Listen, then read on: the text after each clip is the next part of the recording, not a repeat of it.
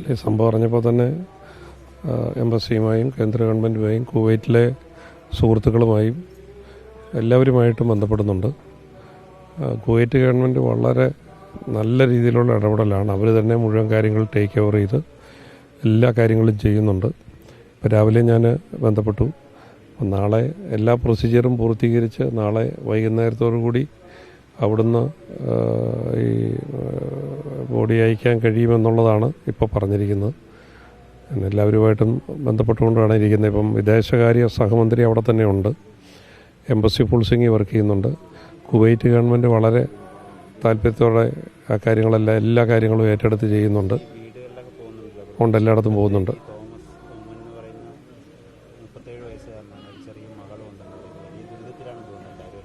അല്ല, അതിലൊക്കെ ഉള്ളൊരു തീരുമാനങ്ങളുണ്ടാവും.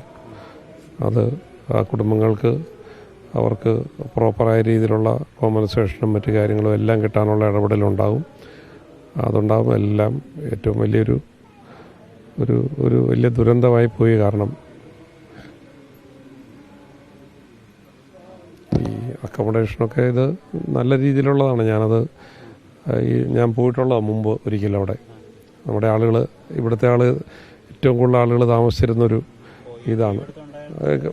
ഉണ്ടായ കെട്ടിടത്തിൽ ഞാൻ പോയിട്ടുള്ളതാണ് വർഷങ്ങൾക്ക് മുമ്പ്, 2-3 വർഷങ്ങൾക്ക് മുമ്പ്, 3-4 വർഷങ്ങൾക്ക് മുമ്പ്.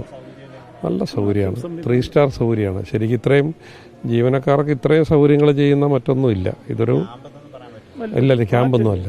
ഇത് ഒരു ഏറ്റവും ബെസ്റ്റ് ഫുഡും ബെസ്റ്റ് അക്കോമഡേഷനുമാണ് അവിടുത്തെ ഈ ജീവനക്കാർക്ക് കൊടുക്കുന്നത്. ഞാനത് പോയി കണ്ടിട്ടുള്ളതാണ്. ഇതൊരു അപകടമാണ്. ഇതവിടെ ഗ്യാസ് കുറ്റി പൊട്ടിത്തെറിച്ചൊരു അപകടം ഉണ്ടായി. വെളുപ്പിന് 4:30 സെൻട്രലി എയർ കണ്ടീഷൻഡാണ്.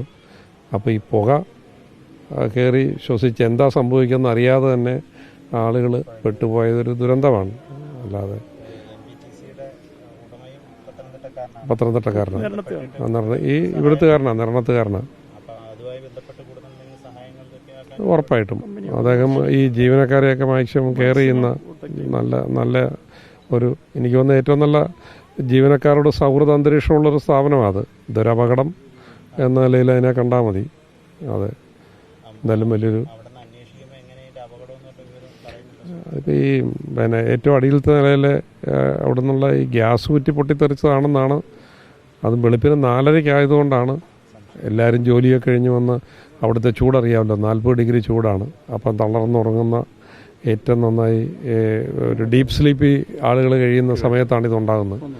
അപ്പം സെൻട്രൽ എയർ കണ്ടീഷൻഡ് ആയതുകൊണ്ട് ഈ പുക ശ്വസിച്ചാണ്, ഈ വിഷപ്പുക ശ്വസിച്ചാണ് കൂടുതൽ മരണങ്ങൾ ഉണ്ടായിരിക്കുന്നതെന്നാണ് ഇപ്പോൾ മനസ്സിലാക്കാൻ. ഞാനവിടെ ഇന്ന് വിളിച്ചപ്പോഴും കുവൈറ്റ് വിളിക്കുമ്പോഴും പറയുന്ന ഈ വിഷപ്പുക സെൻട്രലൈസ്ഡ് എയർ കണ്ടീഷൻ സിസ്റ്റം ആയിരുന്നുകൊണ്ട് ഈ പുക അകത്ത് കയറി അത് ശ്വസിച്ചാണ് കൂടുതൽ അപകടം ഉണ്ടായിരിക്കുന്നത്. ഈ 4:30 സമയമായതുകൊണ്ട് എല്ലാവരും നല്ല ഉറക്കത്തിലുമായിരുന്നു. എന്താണ് സംഭവിക്കുന്ന ആളുകൾക്ക് മനസ്സിലാക്കാനും കഴിയാതെ പോയി എന്നാണ് മനസ്സിലാക്കാൻ കഴിഞ്ഞത്.